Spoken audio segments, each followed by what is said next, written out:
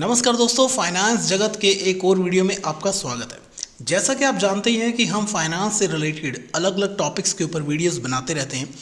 तो पिछले कुछ दिनों से रिक्वेस्ट आ रही थी कि हम एक वीडियो बनाएं जिसमें कि ये बताया जाए कि एक होम लोन लेना बेटर ऑप्शन है या रेंट के घर पे रहना बेटर ऑप्शन है। तो आपको वीडियो शुरू करने से पहले बताना चाहूँगा कि हमारे वीडियोस थोड़े से लेंथी हो सकते हैं क्योंकि हम वीडियो बनाते हैं पूरी calculation, logics, facts and figures के ऊपर। तो आपको आज एमएस एक्सेल के अंदर पूरी कैलकुलेशन करके ये दिखाया जाएगा कि किन केसेस के अंदर होम लोन लेना बेटर है और किन केसेस के अंदर एक रेंटेड हाउस एक बेटर ऑप्शन होती है। लेकिन उससे पहले छोटी सी डिस्कशन कर लेते हैं। एक दो पॉइंट्स हैं home loan and rented house के, वो थोड़ा सा हम डिस्कस कर लेते हैं। तो देखिए, ये प्रॉज एंड कॉन्स है। सबसे पहले बात करते हैं जी होम लोन की। होम लोन अगर आप लोन ले रहे हैं तो क्या क्या चीज़ें आपको ध्यान में रखनी होती है। सबसे पहली चीज़, तो जब आप लोन लेंगे यू विल हैव टू पे सम अमाउंट जिसको हम बोलते हैं डाउन पेमेंट, जो कि आपको रेंटेड हाउस के केस में नहीं पे करनी पड़ती। अब ये डाउन पेमेंट जो कि आप होम लोन के केस में आप करेंगे वो आप कहीं पे इन्वेस्ट कर सकते हैं अगर आप रेंट पे रह रहे हैं तो। दूसरा है जी आपका फिक्स्ड ईएमआई। दैट मीन्स कि जब आपने एक लोन ले लिया तो आपको हर मंथ एक ईएमआई तो पे करनी ही पड़ेगी जो कि फिक्स रहेगी। थर्ड है जी इंटरेस्ट पेमेंट्स। दैट मीन्स कि जितनी देर तक आप लोन का टेन्योर आपने रखा हुआ है उतनी देर तक आपको इंटरेस्ट की पेमेंट्स जो है वो भी करनी पड़ेंगी। एंड फोर्थ इज मेंटेनेंस, क्योंकि घर आपका खुद का है तो आपको उस घर को मेंटेन भी करवाना पड़ेगा और जिसके ऊपर एक्स्ट्रा खर्चा भी होगा।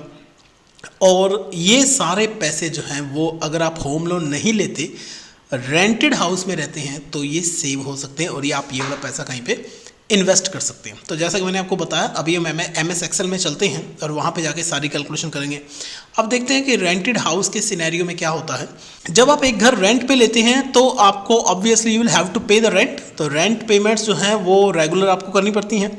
रेंट पेमेंट्स आप जितनी मर्जी करिए, at the end of the period there is no ownership. आपको ओनरशिप जो है वो कभी भी नहीं मिलती और रेंट के अंदर जो है वो एनुअल इंक्रीज भी आता रहता है, जो कि यहाँ पे ईएमआई के केस में नहीं होता है। ठीक है जी। तो इन सारे सिनेरियोस को ध्यान में रख के अब हम एमएस एक्सेल में चलते हैं। लेकिन एमएस एक्सेल में चलने से पहले आपको ये बताना चाहूँगा कि अगर आप भी किसी एक पर्टिकुलर टॉपिक पर वीडियो चाहते हैं तो प्लीज़ कमेंट बॉक्स में हमें बताएं। हम उस टॉपिक के ऊपर पूरी रिसर्च करके और डाटा कलेक्ट करके एक अच्छा सा वीडियो बना के आपके सामने प्रेजेंट करेंगे। तो चलिए एमएस एक्सेल में चलते हैं। लो जी दोस्तों, अब हम आ गए हैं एमएस एक्सेल के अंदर। तो ये एक बहुत अच्छी शीट है। ये एक पूरे का पूरा एक काफ़ी बड़ा कैलकुलेटर है जो कि आपकी हेल्प करेगा ये डिसाइड करने में कि आपको होम लोन लेना है या आपको रेंटेड हाउस में जाना चाहिए। तो before I start showing you how it works, आपको थोड़ा सा मैं समझा देता हूँ कि ये शीट जो है वो उसके अंदर आपने कौन सी अमाउंट कहाँ डालनी है और वो कहाँ जाके वो उसका इफ़ेक्ट पड़ेगा।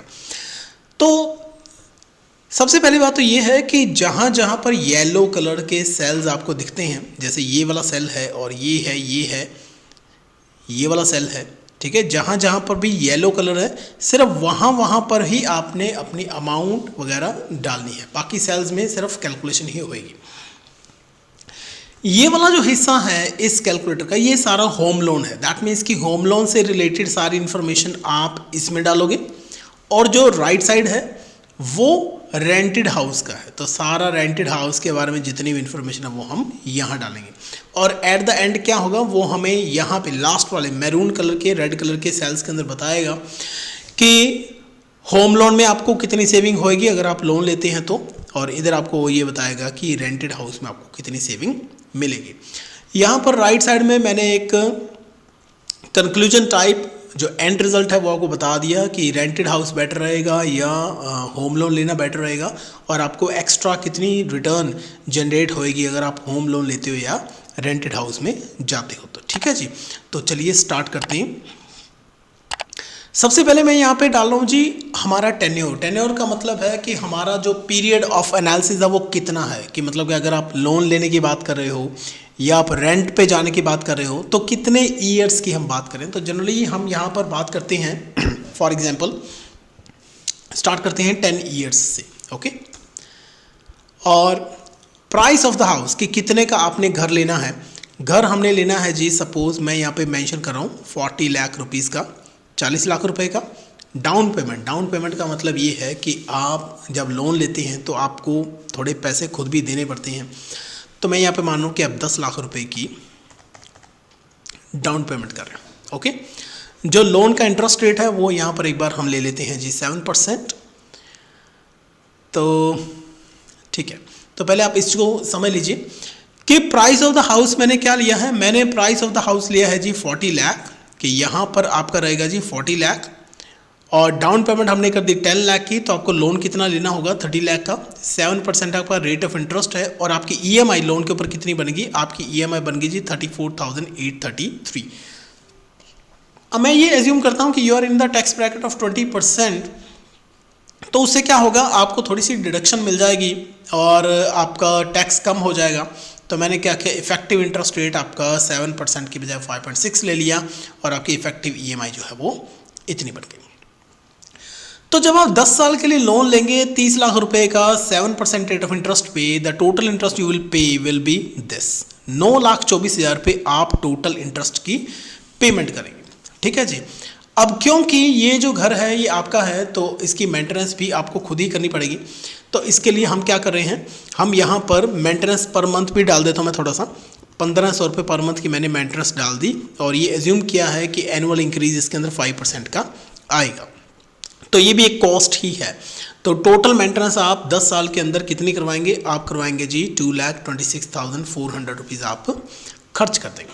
अब देखिए, जब आपने घर खरीदा तो 40 लाख का आपने घर खरीदा, ये आपकी कॉस्ट, 9 लाख रुपए 9,24,000 रुपये आपने इंटरेस्ट पे किया, 2,26,000 रुपये आपने मेंटेनेंस करवाई, इन सब का टोटल क्या हो गया, ये इसका टोटल हो गया जी 51,51,210। ओके, ये तो आगे जी आपकी टोटल कॉस्ट, ये आपकी, ठीक है जी। अब देखिए आगे, अब हम क्या करते हैं, क्योंकि ये हमारा खुद का घर है तो ऑब्वियसली हम बाद में इसको सेल भी कर सकते हैं। तो मैंने यहाँ पर एज्यूम किया है कि प्रॉपर्टी वैल्यू आफ्टर 10 ईयर्स, मैंने एक बार यहाँ पर इंक्रीज़ ही माना है कि आफ्टर 10 ईयर्स यहाँ पर इंक्रीज़ आएगा। कितने परसेंट एनुअल इंक्रीज़ है, 4% एनुअल इंक्रीज़ है।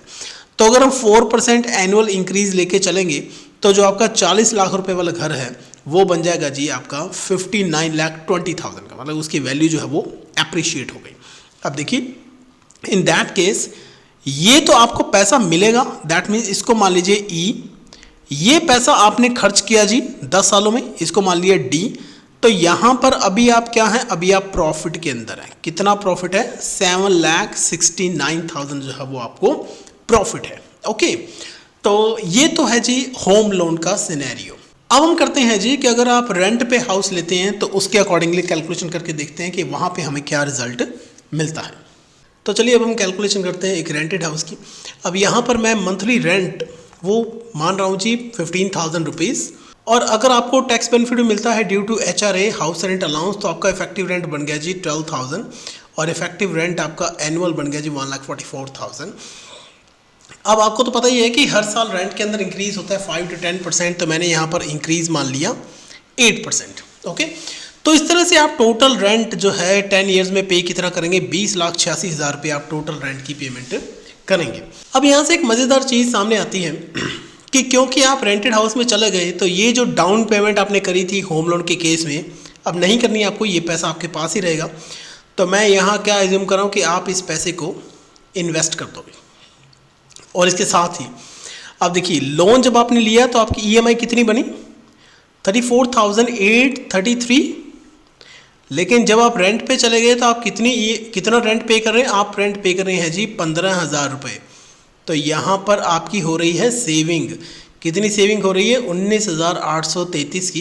तो मैं ये भी एज्यूम कर रहा हूँ कि आप ये वाली सेविंग भी अपनी इन्वेस्ट कर रहे हैं। ओके, दोनों चीज़ें आप इन्वेस्ट कर रहे हैं। रेट ऑफ रिटर्न यहाँ पर मैंने एज्यूम कर लिया जी 7%। ओके, तो आफ्टर 10 ईयर्स आपकी इन्वेस्टमेंट कितने की बन गई, आफ्टर 10 ईयर आपकी जो डाउन पेमेंट है उसकी तो वैल्यू होगी जी 19,67,000, और जो आप पर मंथ इन्वेस्ट करते रहे उसकी वैल्यू बन गई 49,69,000, और टोटल आपकी इन्वेस्टमेंट हो गई इतनी। राइट।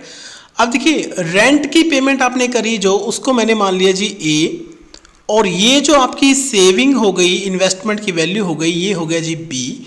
तो आपकी नेट सेविंग कितनी होगी 48,50,000, जो कि होम लोन के केस में कितनी थी 7,69,000। तो यहां से क्या रिजल्ट निकल के सामने आ रहा है, rented house is better because it is generating extra return of 40,80,000 rupees.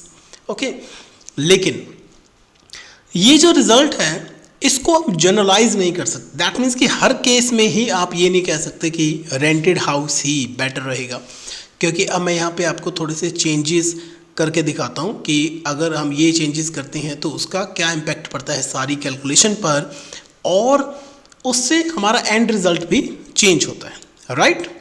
देखिए सबसे पहला चेंज क्या है कि मैं यहाँ पे टेन्योर को थोड़ा सा बढ़ा रहा हूँ। टेन्योर मैंने कर दिया जी 15 ईयर्स। तो जैसे ही मैंने टेन्योर को 15 ईयर्स किया, आप देखिए यहाँ पर रिजल्ट चेंज हो गया।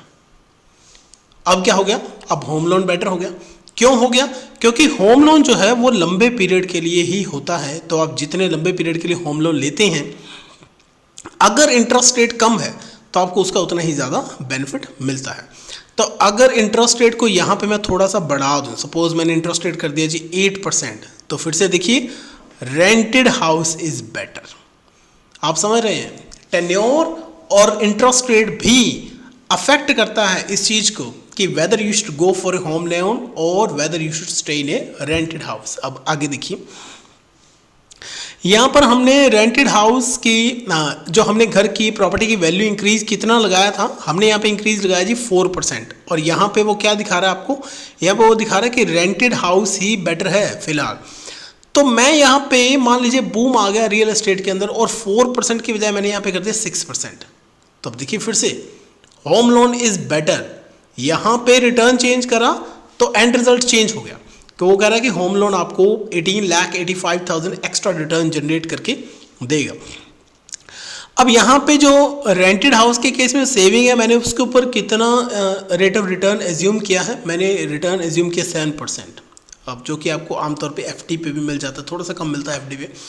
लेकिन मान लीजिए कि जो इन्वेस्टर है या जो बोरोअर है वो थोड़ा सा समझदार है, और उसने क्या कि इसको स्टॉक मार्केट में, म्यूचुअल फंड में, सिप में इन्वेस्ट कर दिया, थोड़ी सी रिटर्न ज़्यादा आ गई, 7 की बजाय रिटर्न आ गई जी 9%।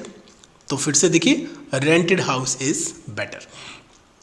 तो यहाँ पर मेरे कहने का मतलब ये है कि क्या हमें होम लोन लेना चाहिए या रेंट पे जाना चाहिए, इसका कोई एक पर्टिकुलर आंसर नहीं है। It depends upon so many factors, कई सारी चीज़ों के ऊपर ये डिपेंड करता है। ये किसके ऊपर डिपेंड करता है, ये डिपेंड करता है आपके टेन्योर के ऊपर, the amount of loan you are going to take, interest rate उसके ऊपर कितना है, आप जो सेविंग करोगे उसके ऊपर आप कितनी रिटर्न जनरेट कर पाओगे, आप मंथली रेंट कितना पे करते हैं, और आपकी प्रॉपर्टी की वैल्यू कितने % आपको लगता है कि इंक्रीज हो जाएगी। तो हर बंदे का अपना अपना केस है, अपनी अपनी कैलकुलेशन है। अब आप ये कैलकुलेशन ईजिली कर पाएँ और अपने केस के साथ इसको रिलेट कर पाएँ, तो इसको मैंने कर दिया है ईजी।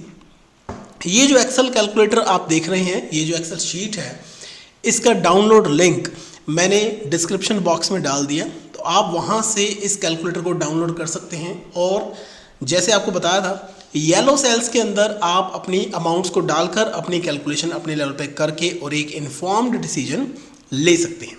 और अगर आपको इस कैलकुलेशन से रिलेटेड या इस शीट को यूज़ करने से रिलेटेड कोई डाउट है, तो आप हमें कमेंट बॉक्स में पूछ सकते हैं।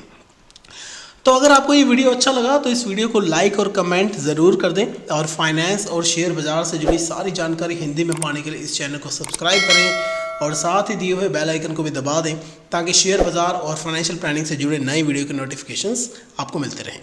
Thank you.